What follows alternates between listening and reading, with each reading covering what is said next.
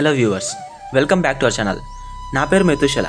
ఈరోజు మనం జీవితం అంటే ఏంటి, జీవిత సారాంశం ఏమిటి, జీవితం మనకు నేర్పే 5 ముఖ్యమైన పాఠాలు ఏంటో తెలుసుకుందాం. వీడియోలోకి వెళ్ళే ముందు ఒక చిన్న నోటీస్. ఈ వీడియోని చాలా కష్టపడి తీశాను.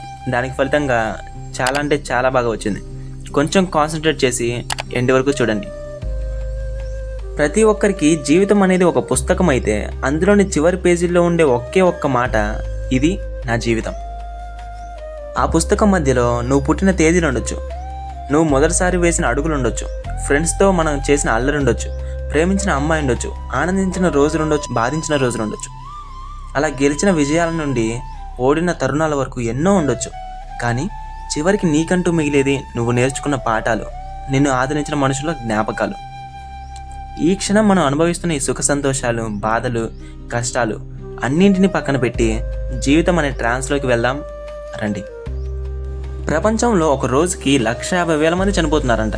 అంటే గంటకి 6,000 మంది, నిమిషానికి 100 మంది, ఇంకా ఒక సెకండ్కి 2 చొప్పున చనిపోతున్నారు. మేబీ మీరు వీడియో చూడడం స్టార్ట్ చేసిన దగ్గర నుండి దగ్గర 100 మందికి పైగానే చనిపోయి ఉంటారు. ఆ 1,50,000 మందిలో కొందరు హార్ట్ అటాక్ వల్ల చనిపోయి ఉండొచ్చు, కొందరు యాక్సిడెంట్స్లో చనిపోయి ఉండొచ్చు, కొందరు హత్య చేయబడి ఉండొచ్చు, ఇంకొందరు సడన్గా చనిపోయి ఉండొచ్చు.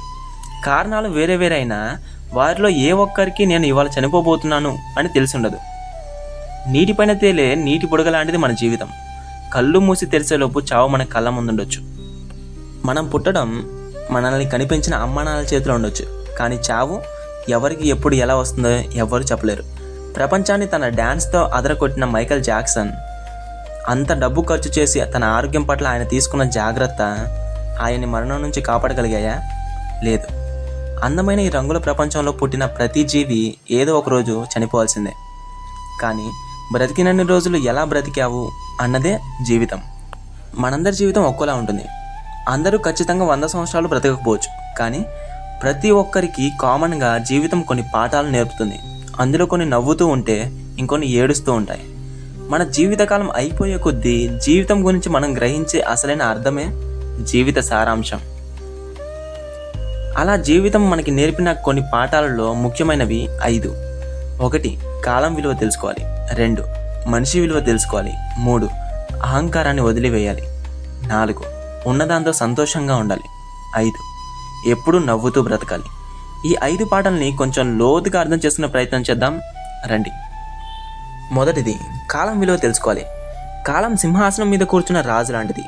అష్టైశ్వర్యాలను అనుభవిస్తున్న అంబానీకైనా, ఎండలో చెమటోడ్చి కష్టం చేస్తున్న పేదవాడికైనా, నీకైనా నాకైనా ప్రతి ఒక్కరికి ఉండేది ఒక రోజుకి 24 గంటలు మాత్రమే. విసిరిన రాయి, వదిలిన మాట, గడిపిన కాలం తిరిగి రాదంటారు. మన ఫ్రెండ్స్తో గడిపిన మధుర క్షణాలు మళ్ళీ మళ్ళీ వస్తాయంటారా? ప్రేమించిన వ్యక్తి ప్రేమను ఒప్పుకుంటే ఆ క్షణం వచ్చే ఆనందం మళ్ళీ మళ్ళీ వస్తుందంటారా? అందుకే మన పూర్వీకులు అనేవారు, మన సంపద తిరిగి సంపాదించుకోవచ్చు, చెదిరిపోయిన సంబంధాలు తిరిగి చక్కబెట్టుకోవచ్చు, ఆరోగ్యాన్ని కూడా కొంతవరకు తిరిగి పొందవచ్చు, కానీ 1000 కోట్లు ఖర్చు చేసి తలకిందులుగా తపస్సు చేసినా తిరిగి రానిది కాలం ఒకటే. అవును, వారి మాటలు అక్షర సత్యాలు.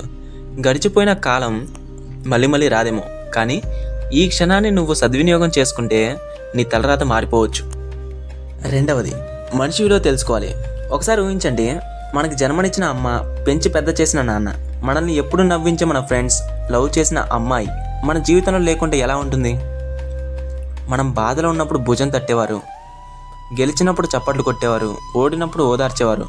మన అనుకునేవారు ఎవరైనా మన పక్కన లేనప్పుడు మన దగ్గర ప్రపంచాన్ని పోషించేంత డబ్బున్నా ఏమీ లేనట్టే ఉంటుంది. బంధం అంటే కేవలం రక్త సంబంధం మాత్రమే కాదు.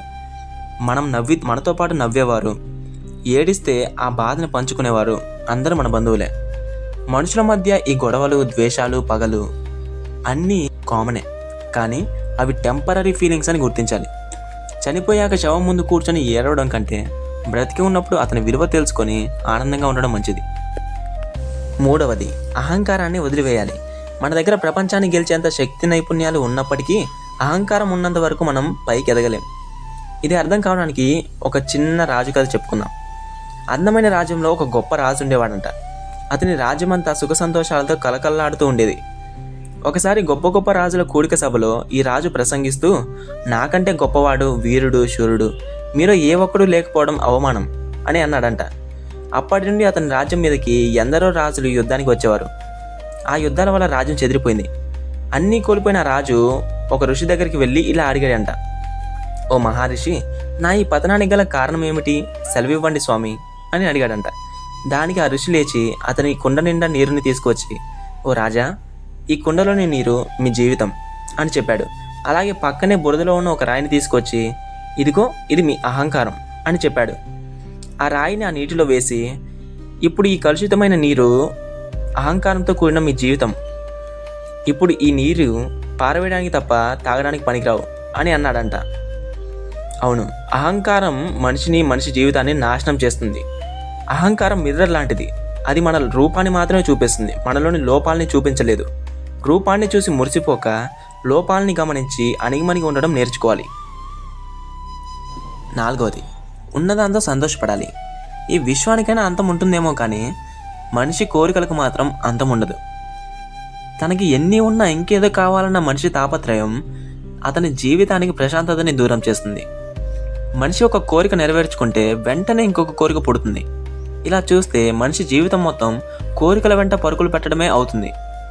కష్టపడి కోట్లు సంపాదిస్తే హ్యాపీగా ఉండగలం అనుకుంటాం, కానీ అలా సంపాదించిన డబ్బుని కాపాడుకోవడానికే జీవితం సరిపోతుంది.